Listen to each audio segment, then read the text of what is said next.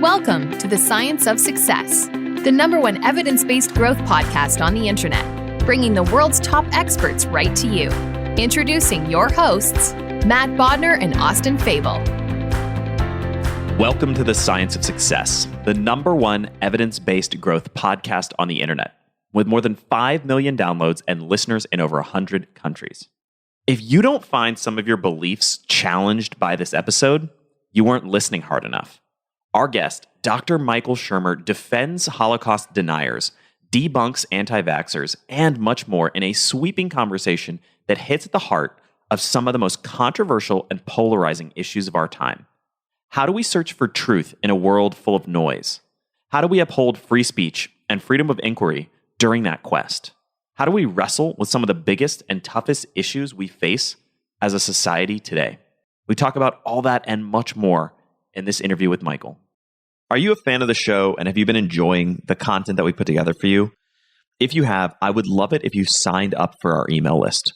We have some amazing content on there, along with a really great free course that we put a ton of time into called How to Create Time for What Matters Most in Your Life.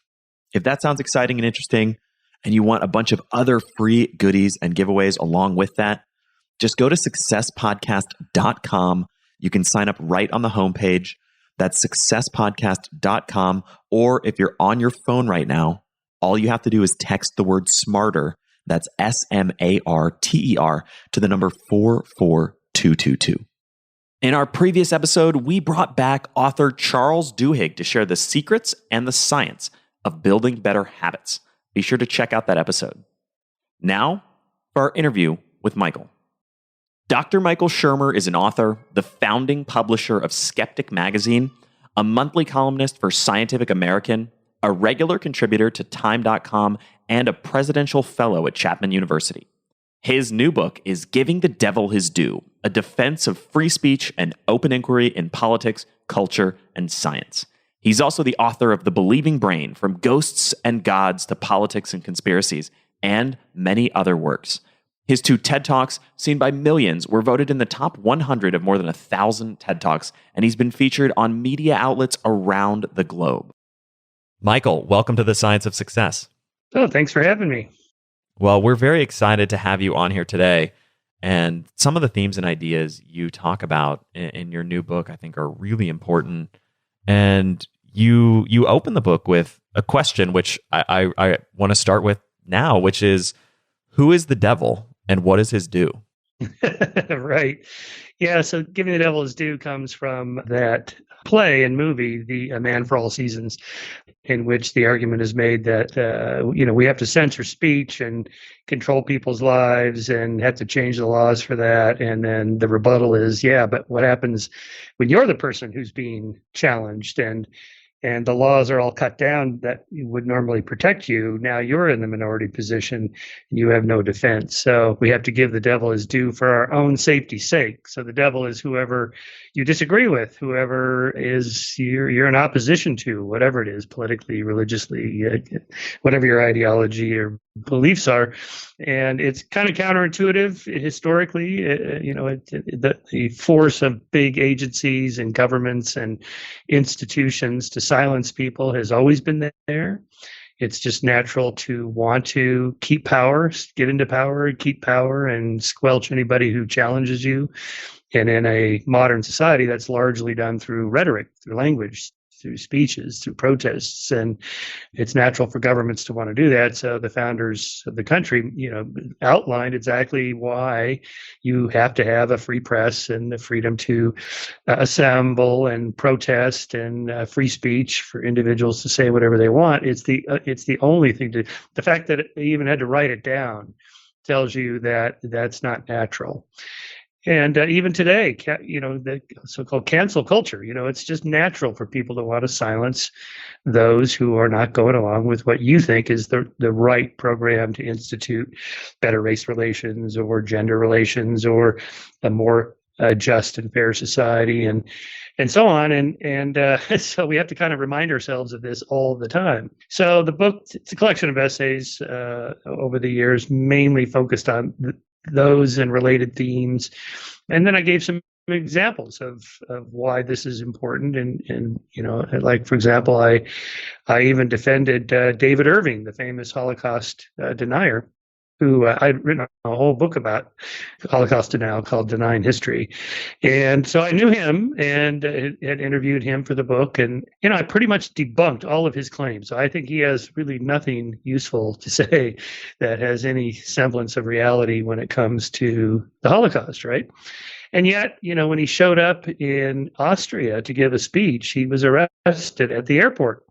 His passport was flagged. So when they scan the passport, they just pull you aside and the police come and that was it. Next thing you know, he's in jail. He has a trial. He's convicted. And so I wrote a letter to the judge saying, hey, you know what? I don't agree with this guy, but I put the principle of free speech and above that, it's even more foundational than anything else.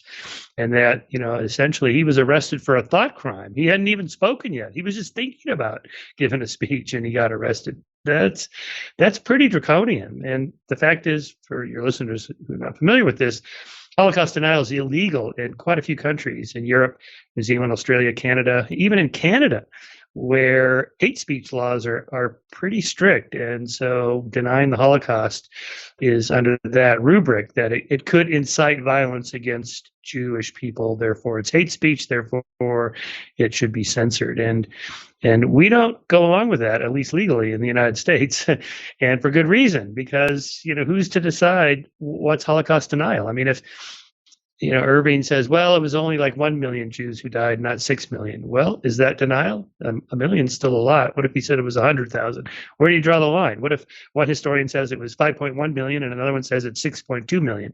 That's roughly the range that you see in the historical literature. Is the lower estimate, is that denial? What is that? Is it revisionism? And or if, let's say, there's a great debate in North American circles, North American historians, about how many Native Americans died after the European colonial movement began in the early 16th century. And it's a debate because no one kept track of how many there were here, say in 1500. Could be 90 million, 70 million, 50 million, 10 million. The numbers kind of bounce all over the place. And how many died of disease versus guns and swords, and it's not clear. So, but let's say I think it was 10 million who died out of the 90 million, and therefore it doesn't count quite the same as if it was 80 million out of the 90 million who died. Am I a denier for offering a different perspective? So you see where I'm going with this, that the problem is once you set up that system to censor people that are out of the mainstream, where do you draw the line? And who's going to decide this? You're going to have something like a thought police system, a language police, somebody who monitors this stuff in the government or anything like that. So that's kind of the focus. Well, we're jumping right into the meat of it. I figured we would probably talk a little bit about David Irving and Holocaust denial, and I have actually some questions around some other perspectives you have on that. But you bring up a really interesting point, which is this idea of if that kind of speech is banned, then you can't really have an intelligent discussion or exploration trying to get to the truth of the matter, right? How many Native Americans were killed, right? If we can't ask some of those questions, then we can't ever really find out the truth about what happened and how many actually died. And it gets become a very slippery slope. Yeah, exactly. And once you start censoring people, then that becomes a cause célèbre for them. So like, for example, when there was a movement to censor them in the late 90s and early 2000s, they kind of took that up as a cause, like, ooh, we must really be onto something because look what they're doing to silence us. So send your donations right here to this P.O. box. We are getting the attention of the censors, right? So it even backfires against you because it leads them to be even more motivated. And then bystanders who know nothing about it might look at from the outside in and go, yeah, why are they silencing these people? What are they saying that they don't want me to hear? So you get the banned in Boston effect, and what do you mean that book is banned? In that case, I really want to read that book if they're telling me I shouldn't read that book. So my approach is just the opposite. Just let them have their say whatever they want, publish all their newsletters, write all the books that they want, let everybody have their say. And that's how I approached it. In that particular case, I said, just send me a list of the things that you think are most problematic about the traditional story of how the Holocaust unfolded and why and so forth. And they did. They sent me this list of like the 39 unanswered questions about the Holocaust. So Alex Groban and I co-authored this book, Denying History. We just went through the list. And, we went to Holocaust historians. We went to all the death camps in Europe, all 6 of them. We went to Yad Vashem and the U.S. Holocaust Memorial Museum. We went through the archives. And, we just kind of knocked them down one by one. And we published all that. First in Skeptic Magazine in a short version, then the much longer version in a book, and say, here's how we know, here's what they say, and here's how we know they're wrong. Boom, end of story. And then you decide. And no one's silencing anybody. And to me, that's the best approach, because then eventually they'll just go away, because it's clear they don't have a good argument. And we do this with everything, creationists. What are their best arguments about the theory of evolution? And in both of these cases, I noticed observing debates in which, say, a professional biologist would debate a creationist like Duane Gish. And they did terrible, because they thought, if I just walk in there with knowing a lot about evolutionary biology, I'll have no problem. Well, the debate isn't about evolution. It really isn't. It's about their particular talking points and, religion and science and kind of meta issues. And if you're not prepared for that, or their particular strategies of like tiny little minutia, like how do you explain the evolutionary origins of this particular organ in this animal? And if you're not at the ready, if you don't know that particular one, then you just go, well, I don't know. And then you look like an idiot, and that other person looks like they got you. And the Holocaust deniers, they do the same thing. Like, why does the door on the gas chamber at Mauthausen not lock? Come on, what's the story with that? If you're going to gas people in a gas chamber, you got to lock the door. And so Alex and I, we went there. We went to Mauthausen. We went to the gas chamber, and sure enough, the door doesn't lock. And it's like, yeah, that's kind of weird. So what's the deal with that? And so we had a little guide with us, and she didn't know. And then we got her boss, and he didn't know. And then we got the next guy up, and he didn't know. And then all of a sudden, I'm on the phone with the vice president, whatever he was, the head of the Department of all Parks and Recreation and memorials throughout all of Austria, like the top guy. And he's like, what's this about the door not locking? I'm like, yeah, what's the story with that? Why do you want to know? I'm like, well, we're historians. We're here to, debunk the Holocaust deniers, just so he understood we were not there to cause trouble. And he's like, oh, I see. All right. So, and he didn't know, because I have to look it up. And so finally, it took me like 2 years to get the answer to that question, which was that door that was put on there after the war, because the original door the gas chamber was dismantled and the parts were sent to different museums around Europe. And I forget where it is now. It's in Hungary or something, in some museum. It was like, oh, all right. So, nobody seemed to know that. It took me a long time to find that out. Now, this is unimportant in the big picture, really. It's kind of a tactic that deniers use. Like, if you can't explain the door, then there was no Holocaust. They have a whole chain of reasoning about that. David Irving famously said during his trial in England, no holes, no Holocaust. It was like almost a T-shirt slogan. And people were baffled by this. What the heck is he talking about? No holes, no Holocaust. Well, it was focused on Auschwitz, and Auschwitz II, Birkenau, had 4 big gas chambers and crematoria. And the design of these things was there was it was a subterranean gas chamber, so that the SS guards got on top of the roof, which is only like 3 feet above the ground, and then they pour these Zyklon B pellets through these holes in the roof. And so Irving had this whole thing. Well, if you go there, you'll see there's no holes in the roof. And I'm like, yeah, that's weird. So we went there, and sure enough, there's no holes in the roof, because there's no roof. The Nazis dynamited the whole place. It's just rubble. So it's like, oh, okay. So, that was an easy one to debunk. But it's like, that's the kind of strategy that if, you don't rebut it, then either people that know something about it are baffled, or at worst, it's, outsiders just looking in going, yeah, what's the deal with that? Why are there no holes? Hey, I wonder if there is something about this Holocaust thing we've been bamboozled about. Maybe this Irving guy has something interesting to say. I should look into this more. Then you have our rebuttal. Oh, okay. So the Nazis dynamited the gas chamber. I see. Okay, never mind. There's nothing to this Holocaust denial thing. So again, just let people have their say and rebut their speech with better speech. I think it's really important to highlight the fact that you quite literally wrote a book refuting Holocaust deniers, and yet you still staunchly advocate for the David Irvings of the world to be able to share their opinions. And correct me if I'm misunderstanding this, but the reasoning is basically that by letting those opinions out, you can freely debunk them and let people realize, hey, this is completely ridiculous and it's totally disproven. And by bottling them up or trying to, as you later call it in the book, ban evil, you actually start to let some of those things ferment, and you rob people of the ability to have the discourse around what those issues are and why those things are or aren't the case. Yes, and this backfire effect, as I call it, is particularly prominent in college campuses now with the whole censorship and safe spaces, microaggressions, things you can and cannot say. It's political correctness from the 80s and 90s just run amok.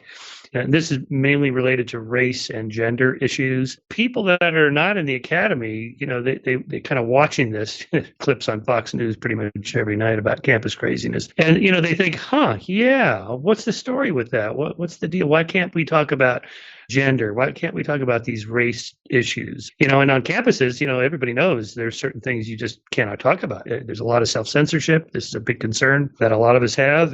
But that aside, the backfire effect is that people, of all places, the academy, universities and colleges, people are thinking, well, what's going on over there? Why should I send my kid to some college that costs $50,000 a year? And they're not even allowed to talk about important issues. I mean, come on, there's not one right answer. So, and just to kind of give one more fundamental principle here underlying all this is that no one's omniscient. No one has the answers for sure. There's no 100% certainty on any issue. So the only way to find out the kind of approach to truth or get closer to truth is to talk about it. And we only have our thoughts that are locked in our heads. And the only way to get those thoughts out is, by pen or speech. And so we have to protect people to put that out there, even if it means defending the David Irvings or let's say Jared Taylor or any of the, kind of modern neo-Nazi or white supremacists.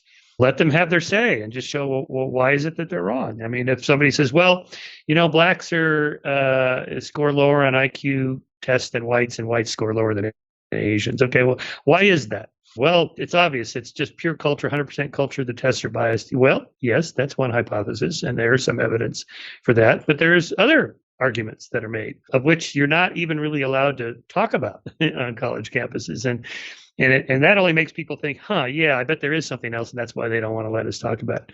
So instead, I said, yeah, go ahead. Like Charles Murray wrote that famous book, The Bell Curve, in which he talks about these genetic inherited differences along with cultural differences. And, he was, roundly criticized for that. And well, to me, let the Charles Murrays of the world have their say, and then just explain exactly why that argument is wrong. I want to know what's the counter argument to that, or the climate deniers. What is how do we know that global warming is real and human caused? How do you know that? This guy says it isn't. So what's the story? I want to know. Where can I read about this? Well, this issue in particular, we're all over that. We have a couple of really classic articles at skeptic.com. If you just go there and just search under global warming, you'll see these, how we know global warming is real and why it's human caused. Here are the 25 arguments, or the 15 arguments. Here's what the skeptics say, and here's why they're wrong. Boom, boom, boom. It's because people really do want to know that. And again, no one knows for sure. I mean, climate science is a technical science. How do I know? What do I know? I'm not a climate scientist. I just see stuff on CNN. I see stuff on Fox News. I read the Wall Street Journal. I read the New York Times. I don't know what to think. That one person says this, the other person says that. They don't agree with each other. How am I supposed to adjudicate this as an outsider? So you gotta let people have their say, and that's giving the devil his due. And this really dovetails into the broader importance of freedom of inquiry, right? And this idea that, to me, and you touched on it a moment ago, there's a really important humility in admitting that I don't know all the answers. And oftentimes, if we can't explore and truly have an open dialogue about why certain social or political issues are the way that they are, then we can't really get to the root cause and actually solve it. And when you start to criticize people for the questions they're asking, even if those questions are coming from a place of curiosity, humility, and desire to ultimately solve an issue, to me, that's when things start to get very dangerous. Yeah, exactly. Yeah, there's a lot of research in cognitive psychology about people's the sort of mismatch between people's ideas about what they know and what they actually know, and the latter is usually far less than the former. So if you ask somebody something simple like, "Do you know how an internal combustion engine works?" or "Do you know how a zipper works?" or "Do you know how a toilet works?" "Oh yeah, of course." "Explain it." "Well, the thing goes there and the thingy does that, and they're dumbfounded." Right? So most of us think we understand something, kind of visualize it in your head, and that's something simple. But if you say, "Oh, I'm against NAFTA," or, "I'm against our current immigration policies." Well, what is NAFTA? Well, it's that North America, see, free trade. Yeah, I don't even know what countries are in that. What, they're dumbfounded. Or what is our current immigration policy? What percentage of U.S. GDP is allocated, or the federal government budget is allocated for foreign aid and support? Oh, it's like 10%. No, it's like, less than 1%. People have an idea of what they think is right and wrong about things, or that they understand things, but they don't. So really, when they opine about issues like global warming or evolution or whatever, really what they're doing is just kind of socially signaling, I trust the institutions of science, therefore I think global warming is real and human caused because that's what scientists are telling us, and I trust them, or I don't trust big scientists. I don't like government agencies and big corporations and things like that, and therefore I don't trust them, and therefore I doubt it, vaccines or climate change or whatever. So, but if you ask people, well, what is the science behind climate change? What do you know about vaccines? Again, people are largely dumbfounded on both the left and the right. So liberals who say, yeah, I fully accept global warming is real and human caused. Studies show that in general they have very little knowledge more than conservatives who doubt it. In other words, no one really understands climate science in the general public. I mean, we just have this kind of general understanding like, yeah, I know how an internal combustion engine works, or I think I know how a zipper works, but I really don't. In a way, I'm just saying, yeah, I trust the government to give us sound advice on vaccines, so I'm going to go get vaccinated. Or I don't trust the government, or I don't trust big pharma, and so it's really kind of a proxy for something else that's a deeper foundational principle in their worldview of trusting or not trusting government or corporations. That's a really fascinating insight. And something that I wrestle with, which you just touched on, is this idea that the reality is most people in the general public don't understand most of the fundamentals, the data, the science, the things that underpin anti-vaxxing, climate change, all of these different ideas. How do you think about, and the COVID response over the last 18 months has been a really interesting catalyst to explode a lot of these issues. But how do you think about the flip side of the coin in terms of the Holocaust deniers or the anti-vaxxers or whoever, the anti-maskers, all these kinds of people? How do you think about the idea that the denial in and of itself can be dangerous in a world where people don't understand most of the issues? Yes, and the COVID one is certainly interesting. Well, in the early days, of course, no one knew much of anything, so we were kind of groping for what the right thing to do was. The masks, no masks, then masks, and social isolation, close down the economy, businesses, and so on. And now we're kind of approaching that again with the Delta variant. What's the right thing to do? I'm pretty sure we're not going to shut down the economy again. Businesses will stay open, and we'll just have to be careful about being masked and so on. And that would be far less concerning if everybody was vaccinated that can get vaccinated. Again, there's a small percentage of people that can't get vaccinated for medical reasons, their age or immunocompromised, or they're very young children. And therefore, the argument that people surrounding them who cannot be vaccinated should be vaccinated so that the disease doesn't spread. That's the argument. But we're not near that. I mean, we're like 70% now. It really needs to be like 80 to 90% for herd immunity. And even that may change because of the COVID variant. And so at the moment, as we're speaking here on August 4th, 99.99% of the people being hospitalized or dying from COVID, from the Delta variant, are unvaccinated. So, and it's not that the vaccinated can't get COVID, the Delta variant, they can, but the viral load will be so low, it won't cause them to have to be hospitalized or to die, and they're less likely to spread it. Well, this is changing it by the day, but slightly less likely to spread it because they have a lower viral load to, sneeze or cough or whatever, get it out there. And anyway, so that's the argument. But what you usually hear with the vaccine hesitancy people is, well, what about the side effects of the vaccine? And I have to say, this kind of went through this recently with one of my own employees who I found out was not vaccinated. So, well, why? Well, because I heard about this guy that got a seizure. Probably, I think she was talking about anaphylactic shock, and or another person that died, or somebody who had a blood clot or whatever. Well, if you look at the CDC, they say, well, yes, this is no vaccine, and more generally, no medical procedure of any kind ever is 100% effective and has zero side effects. So it's a risk-benefit analysis you have to make. And this vaccine happens to be the best vaccine ever invented, ever.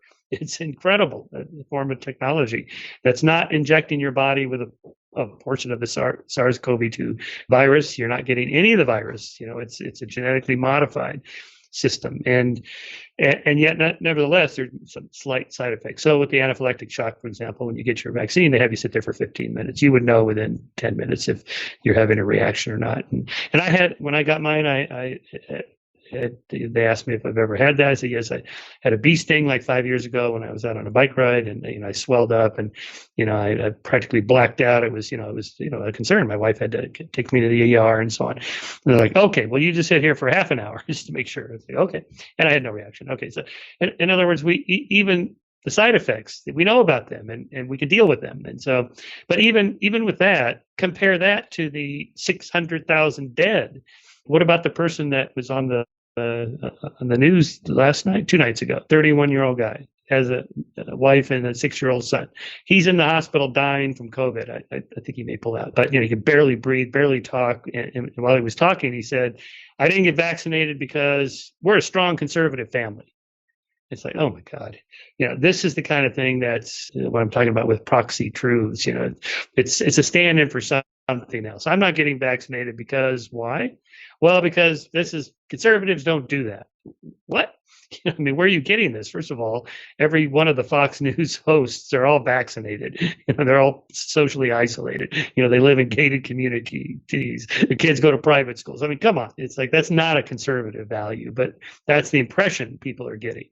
Anyway, it's just how to combat it. It's really hard. In this particular case, I had no effect at all. Just going through all the analogies, you have a greater chance of being struck by lightning than having an anaphylactic shock. The numbers are roughly the same probability. And yet, over last year, 38,650 people died in automobile accidents in America. 38,680. And no one has any driving hesitancy. People just get in their car and just drive around. They text, they check emails, they read the paper, they put their makeup on, they eat sandwiches, all this without a second thought, right? But it's like, ooh, the vaccine, oh dear, it's like I'm concerned about that 0.00001% side effects, compared to the 600,000 dead. And so the thinking is not clear on that. And there's now been quite a bit of research on this. Well, why is that? Why is a vaccine, say, different from car risks? And it has to do with to what extent you have control over what you're doing.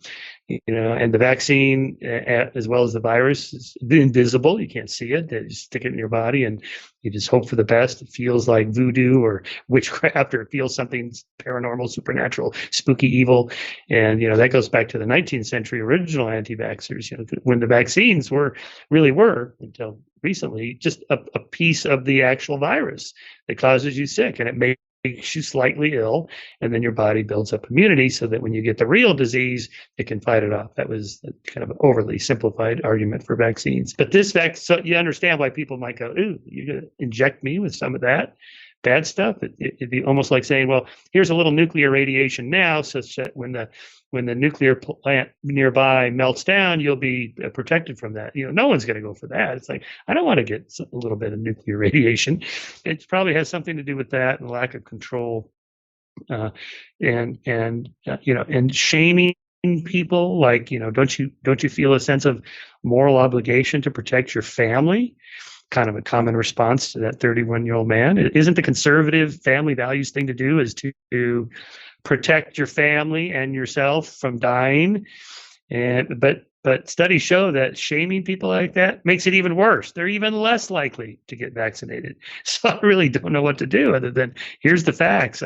Just please think about it. Just sit on it for a day and just think about it. And yet, still, I think let's see, 30% of people who have not gotten vaccinated yet in America, I think it was 80% of those said they will never get vaccinated under any conditions, no matter what the evidence is. And, short of a legal just mandate where you have to do it, I don't know what's going to convince them. So, I mean, I'm a huge believer in freedom of inquiry. And to me, that's one piece that I just think about the damaging side effects of the other side of the coin, which is the people who are spreading the message of anti-vaxxing, for example, or Holocaust denial, or any of these things. In the COVID case, I mean, they're causing real social harm, potentially. How do you think about reconciling that with the fundamental importance of ensuring that we have freedom of inquiry and debate and free speech? Yeah, well, in that particular issue, again, I just say let everybody have their say. You think that hydroxychloroquine is going to be a curative for COVID-19? By all means, but write a blog about it, post about it on Twitter, and have a podcast about it, or what's the new one? Ivermectin, I think it is. Keep stumbling on that word, but that Brett Weinstein was talking about on his podcast, and then YouTube's, we're going to demonetize you because you talked about that drug that doesn't have any evidence for it, or has only partial evidence that it could work against COVID-19. Well, come on, who is YouTube to decide? Who's making that decision about who can talk about what on their own podcasts that, of course, are platformed on YouTube? So that's the problem. Just let everybody have their say. What's the story with these drugs? And I'll decide. That's what I think about that. Now, the related issue on this, to what you said, has to do with freedom. A lot of countries like America that are very freedom oriented, like this, we'll just say the United States, people have a misunderstanding of what freedom means. They think, well, it means I could do whatever I want. No, that is not what it means. It doesn't mean that at all. To live in a civil society and a rule of law with a constitution and norms and customs and regulations and so on. These things are there in place so that you are actually freer by preventing you from doing certain things. So my simple analogy is you're not free to drive on any lane of the highway that you like, left side of the road or the right side of the road. Hey, I should be free to drive on any side of the road I want. No, you're not. And if you think that, then you're not going to get a driver's license. We will outlaw you, ban you from driving, and if you do it anyway, we'll lock you up. And that's to make everybody freer. So the standard libertarian line on this is freedom to swing my arm ends at your nose. And all libertarians understand it. They go, yeah, that's right. We got to have rules. We believe in the rule of law. Yeah, okay. Well, how about vaccines? Oh, accept that. Well, why? Shouldn't I be free from your germs? Like the smoking issue. The reason we ban smoking in restaurants and airplanes and so forth is because there's some evidence for secondhand smoke, but it stinks. It makes my life lower quality and less pleasant when you smoke. So don't do it. Smoke in your own house. Stink up your own house. Or whatever, you're free to do that. Or, I should be free to ride my motorcycle without my helmet.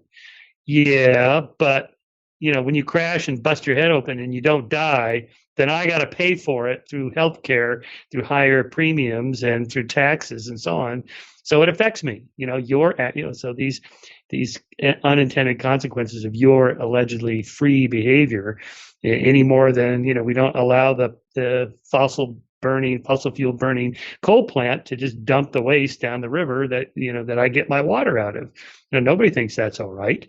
No economist would say there should be no cost for that, even the most libertarian economists. So people get confused about this. I should be free not to get vaccinated. Well, sort of, yeah, but then your kid can't go to school. You can't work in a public job where you encounter people because these are what are called collective action problems. How do we solve problem is that we all have to, do our share. That sounds like a collectivist, socialist, communist kind of thing, but it's not. It's what all civil societies, all of them, even the most democratic, libertarian, free, they all have restrictions for good reasons. And so I think the vaccine argument should be construed in that context too. I should be free from your germs, and as to whatever extent we can through laws and regulations.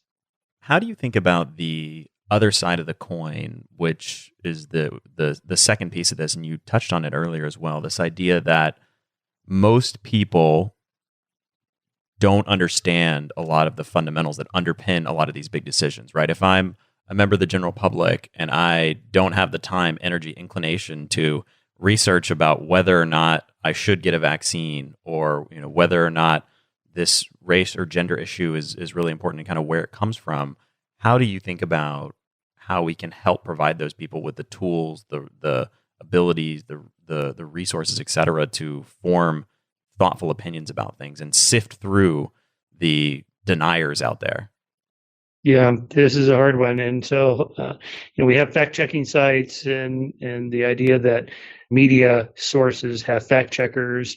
All the fact-checking sites like PolitiFact and Snopes, these are good sources. Any major media institution usually has, a deep base of editors that fact-check things. You hope there's some most of the bad stuff gets filtered out, as opposed to some nobody's blog or podcast where there's no fact checking at all. There's no editing. So you should trust the former more than the latter. Not that the latter, some lone person on a podcast can't come up with the right idea. He can, but but most of us are ignorant of most things. And so if you're not engaged with other people that check you and fact check your own statements, then you're more likely to make errors. So that's the reason in science we have peer review, but that would be true for journalism as well. Which sources? Well, and we all know that the New York Times has a left-wing bias, and Wall Street Journal has a right-wing bias. We know CNN, Fox News, quite different even on the same issues. You can toggle back and forth, and you can't believe they're even talking about the same thing, that they're so different. And so there you just have to kind of do a little bit of heavy lifting yourself and just read and decide. And it's another principle to remember is it's okay to change your mind. In fact, it's a virtue. When the facts change, you should change your mind if that's the right thing to do. There's no virtue in just saying, well, I'm going to believe X no matter what the evidence is, because that's what I said I believe. That's what politicians tend to do. They tend to say, well, I'm a liberal or I'm a conservative, so these are my half dozen core beliefs. I will never change them because it's how I define myself. Well, then what do you do with new evidence that comes in that shows that one of those, say, 6 core beliefs is wrong? Do you change your mind or not? A lot of people do, but a lot of people don't. They just say, well, I don't care what the evidence is. Okay, that's a problem. So to deal with that, you have to kind of do an end run around it and say, no, keep your political beliefs, your religious beliefs, whatever. And just on this one particular issue here, it's okay to change your mind. You don't have to give anything up. So I was at this conference, Freedom Fest, last weekend, and one of the speakers was talking about, he started telling this story about when he was a journalist covering the AIDS crisis when it began in the late 80s and into the early 90s. And he was talking about the Journal of the American Medical Association published this article, research article showing that the AIDS virus can be transmitted through just like swimming pool showers. It's in the air. It's respiratory. You can get it from just being on the same bus with an AIDS victim and so on. And of course, we found out that was absolutely not true.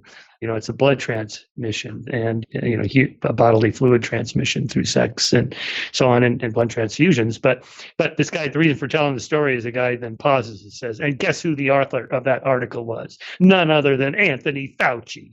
And the whole room erupted in just laughter, like, that Anthony Fauci, what an idiot. He once believed that and now he doesn't. Yeah, that's right. New evidence came in that showed that study was wrong. And Anthony Fauci said, well, that was wrong. Okay, here's the news. Here's the new evidence. And so fast forward to 2020, Anthony Fauci says this, Fauci says that. And, you watch Fox News, like, you see, the guy's an idiot. He doesn't know anything. He's an ideologue. He just keeps flip-flopping. He's a flip-flopper. Because in politics, that's a bad thing. But in science, and when it counts for reliable knowledge, flip-flopping is a good thing. You change your mind when the facts change. And we've seen that happen over and over and over in the last year and a half. Should we have masks or no masks? How far apart should we be or not? When should businesses open? What's the rate of spread at which a governor or a mayor or the president has to say, okay, we've reached a critical barrier here? That usually has to do with to what extent local hospitals can handle the number of patients that are coming in. And here we are, first week of August, and we're starting to approach that here in LA County, for example. So yeah, that's normal. That's good. So you kind of have to pay attention to what's going on, which you would do anyway for other parts of your life. You know, the people that are vaccine hesitant, for example, they hold down jobs, they have families, they're able to, you know, maintain a bank account and pay their bills. They're rational people. You know, why are they irrational on this one particular issue? You know, it's baffling, and so a lot of us are trying to figure out how to deal with that. It's so interesting to me that this thread of free speech, freedom of inquiry, the quest for knowledge, the humbleness and humility to change your mind and try to rationally evaluate just what's true, really has, in many senses, even just in the course of this conversation, already exposed some of the ideological and dogmatic thinking on polar opposite ends of the political spectrum. I find that to be really interesting. Yeah, totally. Well, so the fact that it is polarized politically tells us that these knowledge claims are not just empirical truths that we can get to through better data and analysis and reason, that they stand in for something else. That something else being political truths or maybe religious truths or ideological truths or whatever. And if you don't understand that, then you're not going to understand why people are denying it or hesitant. Just think analogously about conspiracy theories. You know, just take QAnon. So my next big book is on conspiracies and conspiracy theories. So I open it talking about the insurrection on January 6th. And here's these videos of these people walking around the Capitol Dome with their selfie photos, and you know, it's like, and the guy with the Confederate flag, and the other guy with the the Viking outfit, the so-called QAnon shaman. You know, so I just asked, what are these people thinking? What did they think they're going to do when they get in there? And I think most of them hadn't given it any thought at all. They're walking around taking selfies like they're on vacation. It was just stunning. And so what if they had gotten into the chamber where Nancy Pelosi was, say, before they whisked her out, and Mike Pence, for that matter? And, what were they going to do? Would they have killed them? Maybe. And then what? You know, that what they take over the government? How's that going to happen? I mean, they cannot possibly have thought this through. And what is this all based on? It's, you know, the QAnon conspiracy theory about the rigged election in particular, and then the larger, you know, issue of the, you know, Democrats are running this secret satanic pedophile ring by Hillary Clinton and Tom Hanks and other George Soros and other liberals that are, you know, conducting this nefarious, evil plot, and we have to, you know, put a stop to this. And now, do people really believe that? Well, one guy did. His name was Welch, and he went to the Comet Ping Pong Pizzeria in Washington, D.C., where this cult was allegedly conducting its pedophile blood-drinking ring in the basement. And he went there and barged in with his gun. He had an AR-15 assault rifle. And where's the basement? They go, there's no basement here. What are you talking about? And then he shot up the roof, and I've come here to rescue the children. They're like, what? What are you talking about? And so he got arrested and he went to jail. Now he's like super sorry he did this idiotic thing. If you sat down Ted Cruz, somebody like this, do you really believe this? Or any just kind of rational thinking Republican who ticks the box on a survey, you know, do you think there's something to QAnon? Yeah, I think there's something to it. And you walk them through the scenario I just presented. You know, do you actually believe there's a secret satanic cult of pedophiles led by Hillary Clinton in a pizzeria?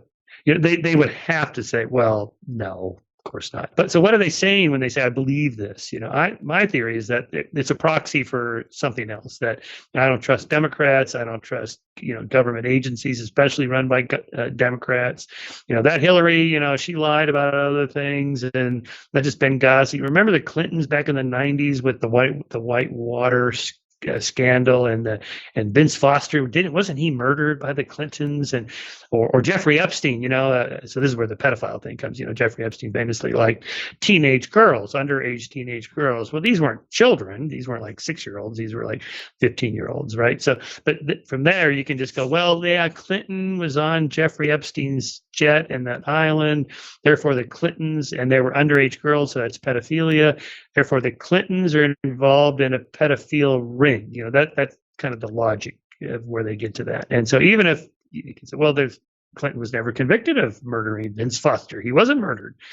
And but I don't really trust those Clintons anyway, or I don't like those Democrats. They're always, everything they touch turns to rot. It's just socialism, and we're not going to have that in America. They want to destroy America. So the QAnon specific conspiracy theory, even if you debunk it, those people aren't going to go, oh, in that case, I think I'll vote for a Democrat next election round. No, they're never going to vote for a Democrat. They don't like Democrats for these other deeper reasons that you have to kind of explore to find out. So fascinating. And I want to pivot the conversation or zoom out a little bit and talk about the broader concept of scientific humanism or enlightened humanism and how you think about really what that is and how we can approach the world in a more humble, curious, open-minded, and thoughtful way. Yeah, so this Enlightenment humanism or scientific humanism, the subtitle of my book is Reflections of the Scientific Humanist. Whatever you call it, I've kind of steered away from secular humanism as a phrase that's been around since the 1930s, largely emerged out of kind of far left liberal thinking from the Roosevelt era in the 1930s and into the 1960s, and they've always kind of towed a far left political agenda. So, and that's not my perspective. I'm kind of a classical liberal or libertarian, whatever phrase you want to use. I'm not a conservative either. So I always was bothered by that. If you're not pro-choice and you're not this and that on these 10 different political issues, you're not a humanist. I thought, oh, that's a big mistake. When I got involved in there in the 1990s. With the humanists, and then I just ended up starting my own magazine, Skeptic Magazine. It's more science oriented, but I always was bothered by the kind of limiting the umbrella of who you're going to embrace and allow to be a humanist. So I like scientific humanists or Enlightenment humanism because it's broader. Anybody should be interested in being part of that movement because it harkens back to the Enlightenment and the scientific revolution and the idea that we can achieve reliable knowledge. We can have something like, or at least approach, objective knowledge. We can find truth. There are truths about the world. It's not all relative. It's not just pure cultural relativism, postmodern deconstructionism, or any of that. Those guys are wrong. You don't have to know anything about it to know that they're wrong, because if you just glance at any of their writings, they're just loaded with arguments. But they're arguing to say that evidence and arguing doesn't count for anything. Well, they just contradicted themselves. Why should I believe you and your argument that reason isn't sound? You just use reason to try to convince me that reason isn't sound. You've just contradicted yourself. And so the Enlightenment idea is that there is an empirical world. There is a reality. We can know it. Not 100%, but we can approach it. We can get closer to the truth, and that some systems are better than others. And then from there, you can expand out to not just empirical truths about science, but politics, economics. Some systems really are better than others. Would you rather live in North Korea or South Korea? East Germany versus West Germany during the Cold War. It's obvious. Pretty much everybody will say, oh, yeah, of course, South Korea versus North Korea. Now, if you ask North Koreans, they're going to say North Korea because they know they'll be locked up and sent off to prison if they don't say otherwise. Not that pollsters can even get in there to ask, but we know that people want to be free. Would you rather be healthy or ill? Would you rather be alive or dead? Would you rather be enslaved or free? Would you rather be educated or ignorant? Everybody knows the answer to those questions. So from there, you have a foundation of a moral system that human flourishing, individual human flourishing is our starting point. And democracies are better than autocracies, and market economies, even regulated ones, are better than command control economies that put too many restrictions on free trade and so on. And international free trade is better than economic nationalism. So Trump is not a conservative. This is a foundational principle of all conservatism is free trade, international trade, starting with Adam Smith and Trump saying, no, economic nationalism. That's just mercantilism that Adam Smith debunked centuries ago. And these are tried and true principles we've discovered through science, through reason, through experiments, through just history. See, I think if history is a science, these are experiments. These countries tried communism for almost a century and it failed. So let's not do that again.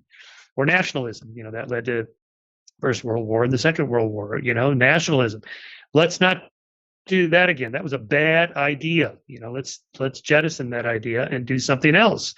And these are experiments. 50 different United States had 50 different state constitutions. They all have different laws and customs and norms about, let's say, gun control.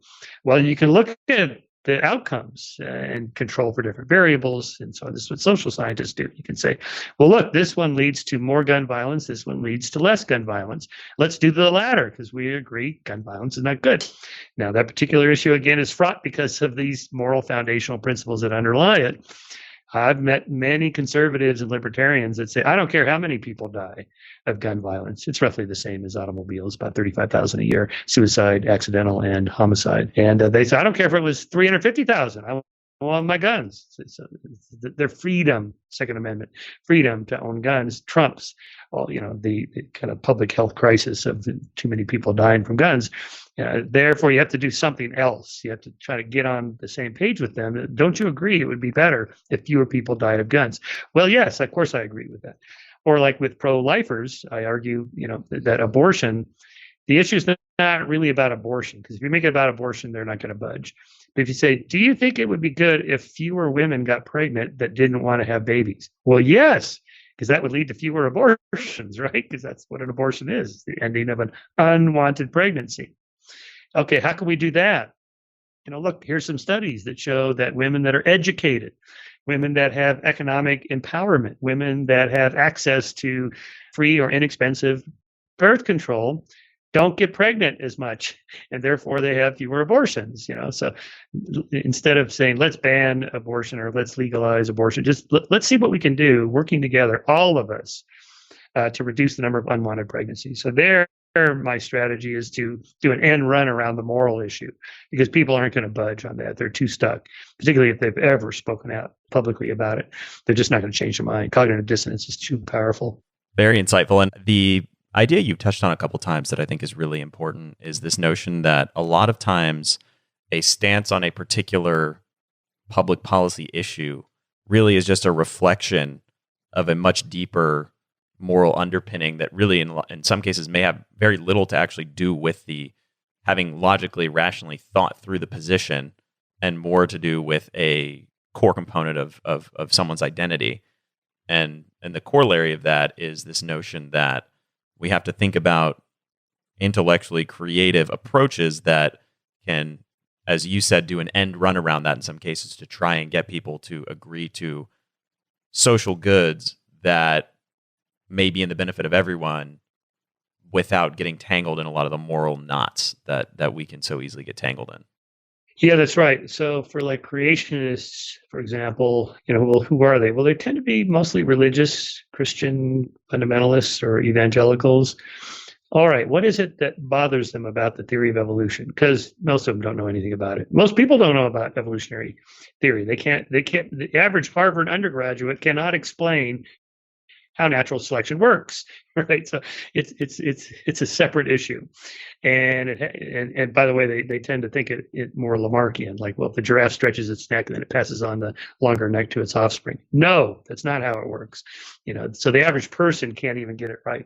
So that's not what's really going on. What's going on is they think, well, if I agree that evolution happened, that means I got to agree that there's an older Earth. But doesn't the Bible say 7 days? Yeah, well, maybe they're ages. No, it says days, and it said God created the sun and the moon, and then the animals, and then the plants, and then the animals, and so on in the particular sequence. I feel like if I give that up, then I have to give up the next thing in the next book in the Bible, and then pretty soon I'm not agreeing with anything that the Bible says, and therefore there's no moral foundation to my life, or there's no moral foundation to America if we go down this road, because don't those evolutionists, aren't they atheists, and atheism is a bad thing because they don't believe in any right and wrong, and they don't believe in morals, and anybody should be able to do anything they want. They have all these crazy ideas about atheism and humanism and so on, and so therefore they draw the line. They go, okay, I can't accept the theory of evolution. So I just do an end run around that. I say, hey, well, look,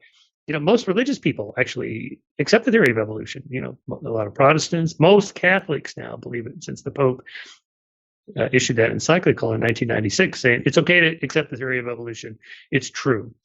It really did happen and has nothing to do with the soul. And this is what religion deals with. And this is what we believe as Catholics. And you can accept the theory of evolution. Oh, boom. Okay, good. That was a good move. Even though I don't believe in souls and the afterlife and all that, who cares? At least the head of the Catholic Church said it's okay to accept evolution. Well, now I would not give any evangelical fundamentalist a copy of Richard Dawkins' book, like The Selfish Gene or The God Delusion or any of his books, because he's an atheist. He's the most prominent atheist in the world. So they're going to read that thinking, oh, well, this guy's an atheist. So, what is he? I can't trust his judgment about evolution. So I'll give him Francis Collins' book, The Language of God. Francis Collins was the head of the Human Genome Project. He's now head of the National Institutes of Health. He's one of the greatest scientists of our age, and he's an evangelical Christian whose book talks about why he accepts Jesus as his savior. And the rest of the book is about how we know that evolution happened and how we know the theory is true. So there, I'm kind of doing a, red team, blue team sort of thing. Well, this guy on your team, your religious team, who's one of the smartest people in the world, one of the most accomplished scientists ever, he says the theory is true and it's okay to believe it. And you get to keep your belief in Jesus as your savior and so on. Oh, okay. Now they're far more open to the idea through that strategy. It's so fascinating. And lest we leave one part of the political spectrum or another unoffended by this conversation or their beliefs unchallenged, which I think is really important, that we're challenging.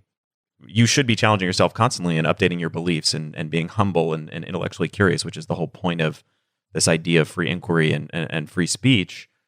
I'm curious, coming all the way back to what we talked about at the beginning of the conversation, how do you think that a lot of the challenges to free inquiry and free speech have emerged out of our existent campus culture, and how do you think we should approach resolving that? Well, to steelman their side, it goes back to the early civil rights movement and then the women's rights movements that, language matters. What you call an African American and what you call a woman, matters. It could be demeaning. Of course, the N-word is the obvious example, but, just calling just something simple like changing the Mrs. modifier for a married woman, Miss or Mrs., there's nothing like that for men. Why is that? Well, because, historically men have had all the power, the ownership and so on. It wasn't necessary to have that designation. So, it was famously changed to Ms., MS. And, there was a little bit of pushback like, oh, these crazy feminists, But then in time, we all got, used to changing our language that way. No one today, hopefully, would use the N-word. Certainly no white should use the N-word. I wouldn't. And I think that's okay. That's understandable. And language does matter. And those kinds of things over time can be tracked. You can kind of see in the history of literature, say the last century, approximately what decade a novel was written in say 1910s or 20s or 50s or 60s, of the kind of language used to describe blacks and women and Jews and other minorities. It's like, wow, I mean, they're almost embarrassing to read now. It's kind of painful to read. Then you get these pushbacks. Well, we shouldn't then have students read Mark Twain and Tom Sawyer and all that because, he uses the N-word. Well, okay, it's okay to read literature for what it was, because that's the whole point. And in that case, Twain was pushing back against the racism of his own time and using the word purposely to kind of jar his readers into seeing, how wrong this treatment of blacks was in the South, the Mississippi, along the Mississippi and so on. Anyway, so, I understand, why political correctness took off in the first place. Then once you go down that path, then you start policing speech. It's like, well, if this word is bad, what about that word? And how about this phrase and all these descriptions? And you end up with this laundry list of microaggressions that the University of California published a couple of years ago, distributed to all faculty and staff and students. These are the things that are triggering and racially or genderly sensitive, and you shouldn't use them. Like what? Well, like asking, where are you from? If somebody has an accent, well, according to this list, this is a way of saying, so you're not really normal here. You don't belong here. Where are you from? As if everybody's going to take that as an insult. Or cultural appropriation.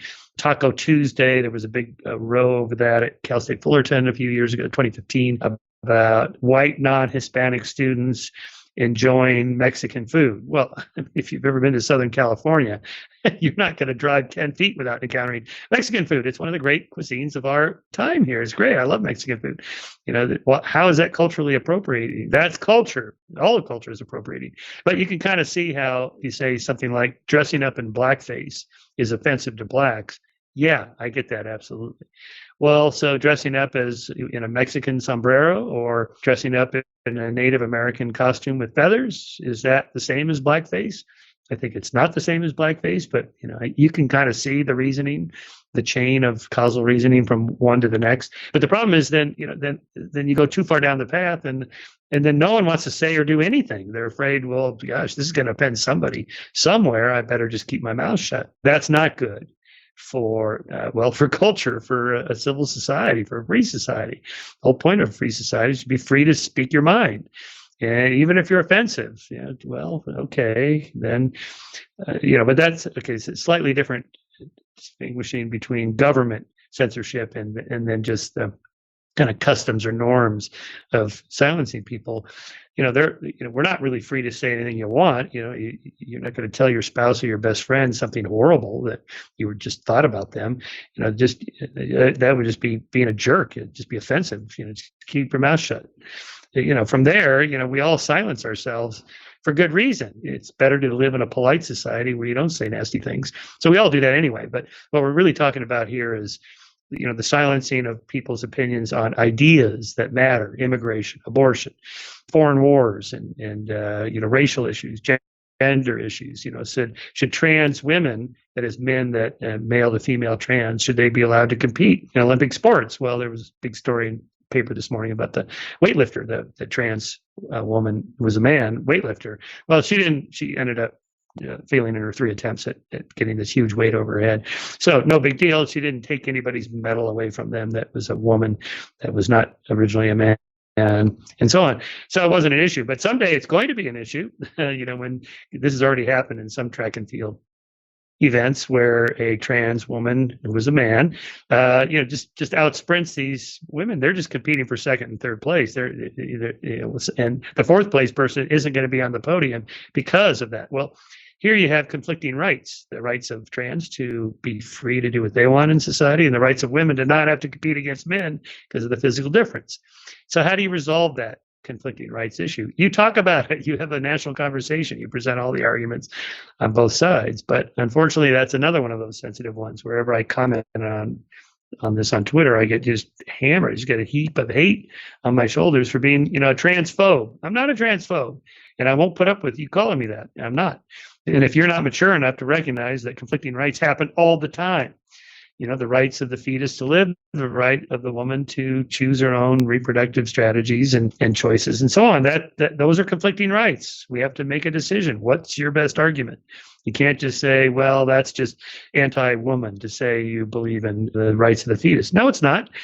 It's pro-life. The pro-lifers have good arguments. I'm pro-choice, but I think my arguments are better than theirs. But they do have arguments, and if you can't talk about them, then you don't know what you're talking about. And so we've covered a sweeping swath of themes and topics here, which has been fascinating. For somebody who's listened to this episode who wants to approach the world more thoughtfully, curiously, humbly, more in a more open-minded way, what would be one action item or action step that you would give them to put into practice some of the thinking tools and ideas that we've talked about today?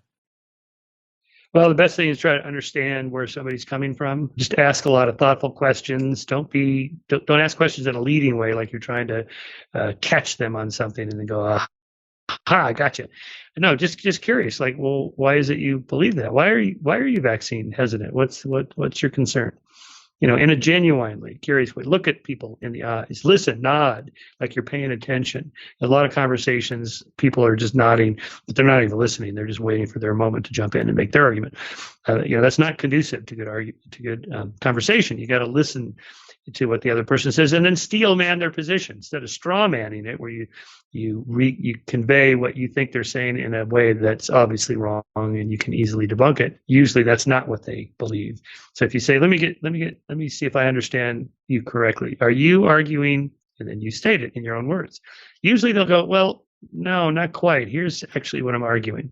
And you go, okay, let me see if I can say it again. And then you say it, and they go, well, yeah, that's close. And then you refine it. You refine it. You'll often find if you don't do that, you're talking at cross purposes. One person says X, you say Y, you're not even talking about the same thing. And there's no point in having a conversation.